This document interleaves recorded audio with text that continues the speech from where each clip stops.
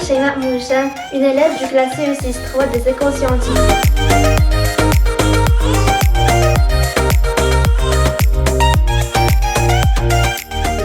Aujourd'hui, je vais présenter mon projet sur quelques propriétés mathématiques.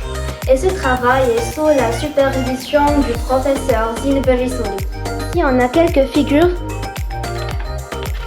triangle, hexagone, pentagone, ovale, rectangle, losange, étoile, parallélogramme, trapèze et enfin un cercle. Les solides, allons tous découvrir quelques solides: cube, parallélépipède, cylindre, prisme à base triangulaire, pyramide, cône, boule. Ici, on a quelques devinettes sur les figures. Je suis un quadrilatère, j'ai 4 angles droits. Mes 4 côtés ne sont pas tous de la même longueur. Qui suis-je? Rectangle. Je suis un quadrilatère. Mes 4 côtés ont la même longueur. J'ai 4 angles droits. Qui suis-je? Un carré.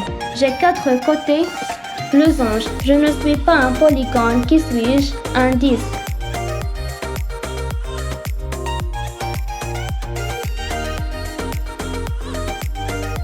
On passe au type des angles: plat, aigu, obtus, droit. Type de ligne: perpendiculaire, parallèle, séquente. Ici, on a quelques caractéristiques sur les figures.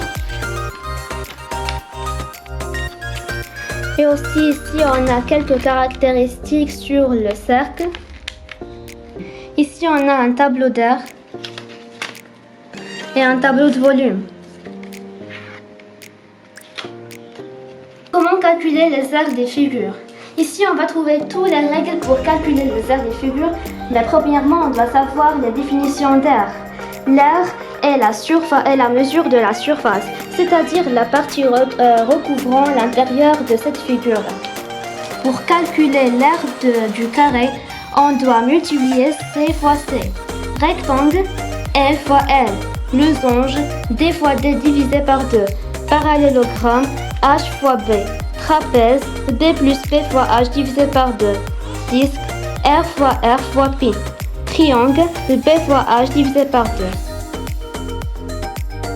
2. Ici, on a aussi les figures et on a la définition du périmètre. Le périmètre est la ligne qui délimite le contour d'une figure plane. Pour tout polygone, le périmètre est égal à la somme des longueurs des côtés. Ici, on a un carré qui se transforme en un cube. Ici, on a la définition de la surface totale et la surface latérale et le volume. Ici, on a quelques caractéristiques pour les triangles. Ici, on a quelques devinettes pour les nombres.